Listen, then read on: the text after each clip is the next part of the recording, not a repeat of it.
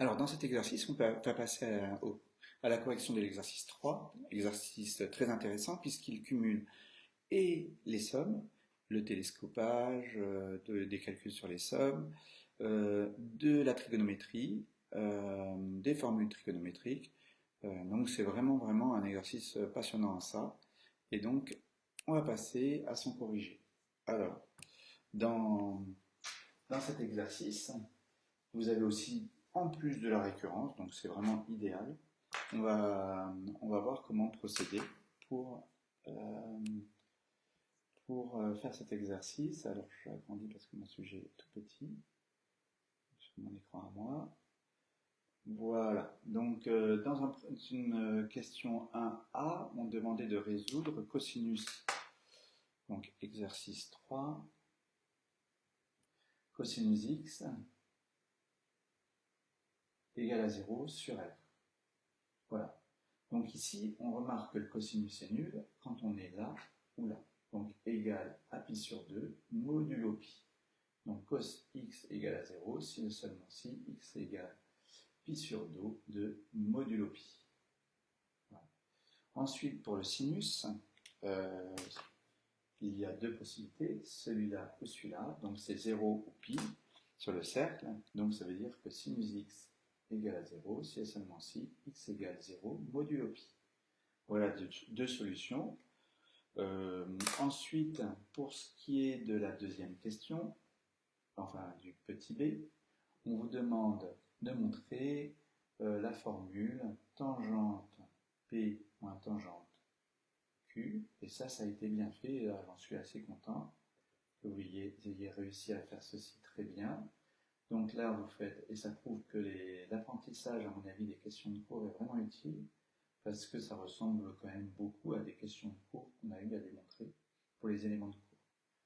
Donc ici, on remplace juste tangente par son expression. Ensuite, ici, on peut écrire que c'est sinus P cos Q moins cos P sinus Q. Là, je mets tout sur le même dénominateur, et ça, je multiplie par l'inverse, donc ça, ici, hop, et ça, en mettant sur le même dénominateur, j'obtiens ici, en multipliant en haut et en bas par cos Q, j'obtiens ceci, et ici par cos P, sinus Q fois sinus P, alors je n'ai pas la place, hein, mais c'est pas grave, sur le produit cos P cos Q. Or, je dois faire, ça c'est le numérateur, fois 1 sur ceci, et là je reconnais la même chose que là. Donc là c'était d'ailleurs cos P et non pas cos Q. Et donc ça s'élimine, et j'obtiens 1 sur ce que je voulais obtenir. Donc je ne vais pas aller plus loin, hein, je n'ai pas trop détaillé, ça a été bien fait. C'est pour ça que j'ai été particulièrement vite pour celle-ci. Alors pourquoi je fais ça? Parce que si vous remarquez bien, la question 1A permet de justifier de trouver quand est-ce que le Sn qu'on a étudié existe. Et c'est en ça que j'ai trouvé intéressant de mettre, pour ça que j'ai mis dans cet exercice, cette question. Comme ça, on peut déterminer pour quelle valeur de k alpha on a Sn qui existe. Alors maintenant, pour la question 2, on vous dit, voilà, on va étudier l'expression Sn égale somme de k égale 1, 0 jusqu'à n, des 1 sur cos k alpha, cos k plus 1 alpha. Alors, tout de suite, si on applique la formule qu'on a montrée dans la question 1b, on peut transformer cette expression puisqu'on a dans la question 1b ceci, donc ceci égale tangente P moins tangente Q sur sinus P moins Q. Donc là, je remplace dans la question 2 petit a petit i. Voilà. Je peux remplacer cette expression par celle-ci, avec P égale ceci et Q égale ceci. Voilà. Ça va être plus simple. Donc ça me fait somme de k égale 0 jusqu'à n de tangente p,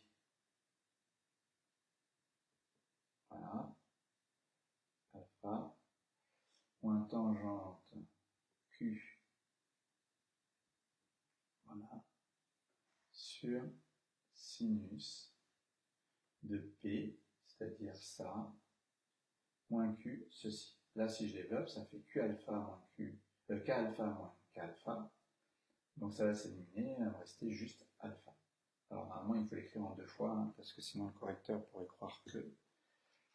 Et donc, ensuite, je peux sortir le 1 sur sinus alpha, puisqu'il ne dépend pas du paramètre k, et il me reste ceci. Or, si je pose uk égale tangente k alpha, là j'ai tangente k alpha, voilà. Donc en disant, on pose, en posant, et puis on écrit uk égale ceci. Somme de k égale 0 jusqu'à n. Voilà. Là, on reconnaît un télescopage. Donc ici, on obtient le terme en U0 et le terme en n plus 1. Si vous ne voyez pas bien, vous faites U1 moins U0 pour k égale à 0. Ici, U2 moins U1 pour k égale 1, et puis etc. Et on remarque qu'il s'élimine 2 à 2. Le dernier pour k égale n, on obtient U indice n plus 1 moins U indice n. Vous voyez, celui-là va s'éliminer avec celui-là, il me reste U indice n moins U indice 0. Alors, écrivez cet intermédiaire. Il y en a qui sont passés directement à ceci, tangente n plus 1 alpha, parce que UK c'est ça, et tangente 0, et qui n'ont même pas écrit tangente 0, et qui m'ont écrit directement ceci, puisque tangente 0 c'est 0. C'est un peu violent, hein. Donc non, vous écrivez l'intermédiaire, vous écrivez tout. Voilà. Alors bien sûr, à la fin, comme ça fait 0, on obtient la formule attendue. Donc c'était la formule qu'on avait à montrer en 2i. Voilà. Donc là j'ai tout fait d'un coup, hein. Ensuite pour le petit b, ici il faut remarquer une chose, c'est que ça ne fonctionne que si on peut appliquer la formule du 1b. Or dans l'intitulé du 1b, vous avez la nécessité que le p moins q, sinus p moins q soit différent de 0. Sinon cette formule n'est pas valable. La formule 1b, il faut que le sinus qui a au dénominateur soit non nul, sinon ça ne marche pas. Donc dans le cas où le sinus est nul, la formule qu'on vient de démontrer ici, elle est forcément pas valable. D'ailleurs on voit 1 sur 0, ça n'existe pas. Or, même si le sinus est nul, on peut avoir la somme qui existe, puisque là, il n'y a pas de contrainte là-dessus. Voilà, donc vous voyez, c'est là où il y a cette subtilité qui fait qu'on ne peut pas utiliser cette formule pour répondre à la question 2b. Voilà. Donc pour la question 2b, obligé de tout refaire. Question 2b, on a toujours la même expression, mais cette fois-ci, le sinus de b, voilà. Ici, comme alpha est égal à 0 modulo de pi, on a le sinus alpha qui est égal à 0. Donc on ne peut plus utiliser la formule qu'on vient de démontrer, juste dans la question précédente. Voilà.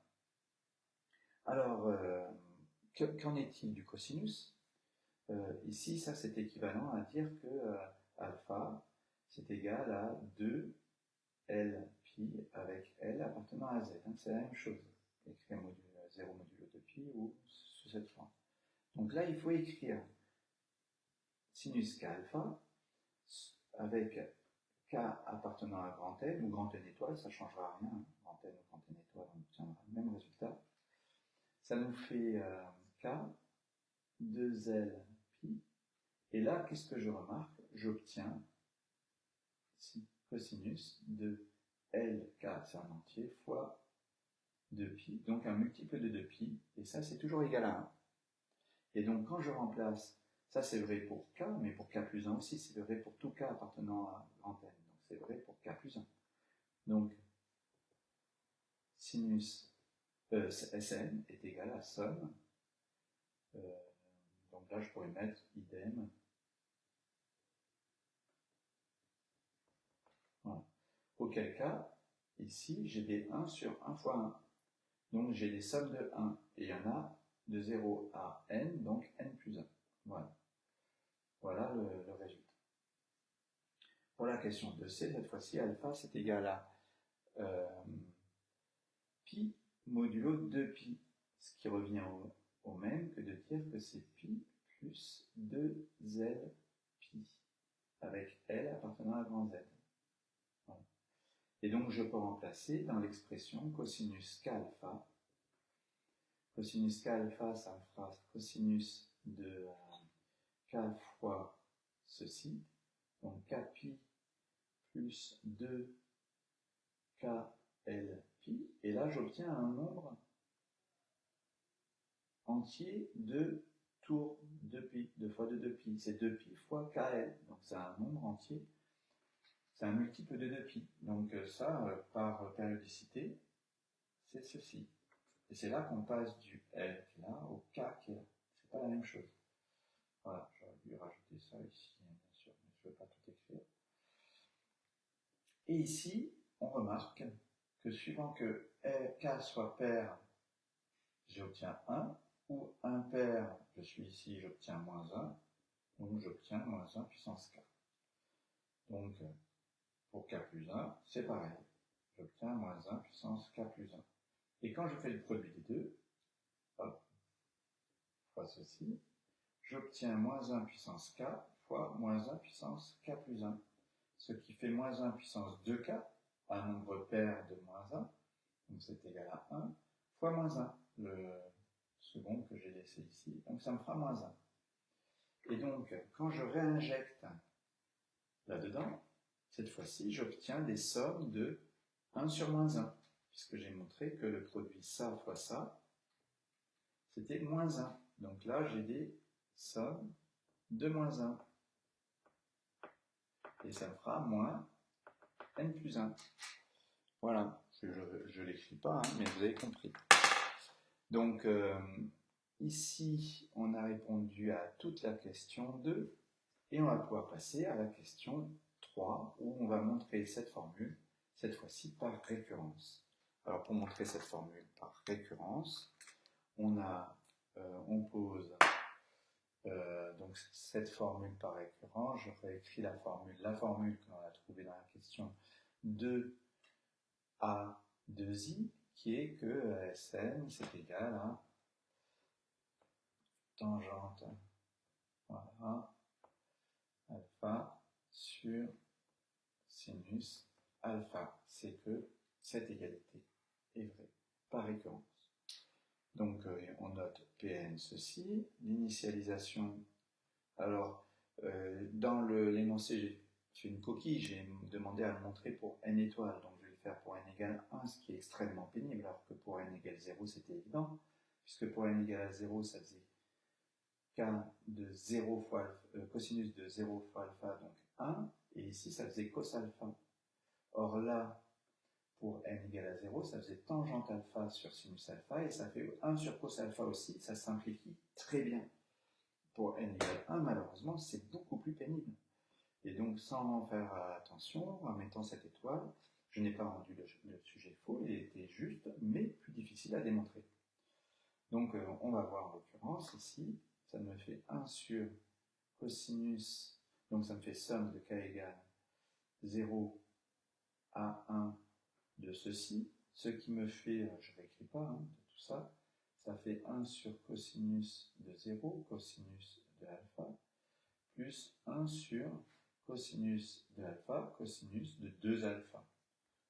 C'est vraiment pénible. Et là, pour ceci, ça me fait tangente de 2 alpha sur sinus alpha. Et il faut montrer que ça, c'est égal à ça. Là, vraiment, l'art de se compliquer la vie. Alors, comment procéder? Là, ça fait 1 déjà. Ici, j'ai du 1 sur cos alpha que je peux factoriser. Il va me rester 1 plus 1 sur cos de alpha. Ici, je vais pouvoir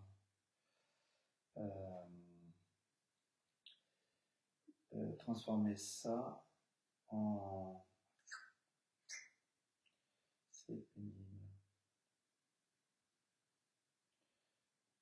Donc, il y en a qui ont réussi à le faire, hein, pour vous dire à quel point. Donc ici, je peux mettre cos carré, 2 cos carré alpha moins 1, voilà. Ici, cos carré de alpha, c'est 1 sur 1 plus tangente carré de alpha. C'est vraiment pénible. Donc bien évidemment, je ne m'attendais pas à tomber sur un os de cette ampleur. Voilà, donc je multiplie, ça fait 1 plus tangente alpha sur, sinon c'était beaucoup plus facile, 2 moins 1 plus tangente alpha en mettant sous le même dénominateur et en remontant. Ici, ça fait 1 plus tangente alpha sur, ici, 1 moins tangente alpha. Alors il se trouve, voilà, 1 sur cos alpha. Et il faut toujours trouver que c'est ceci. Ça, c'est 2 tangentes alpha sur sinus alpha facteur de 1 plus tangente carré alpha. Ah oui, alors là, j'ai fait une coquille. Là, c'est un carré. Là, c'est un carré. Là, c'est un carré. Là, c'est un carré. Et là, c'est un carré. Ça. Et donc ici, tout ça pour l'initialisation, hein, en plus, uniquement pour l'initialisation. Voilà.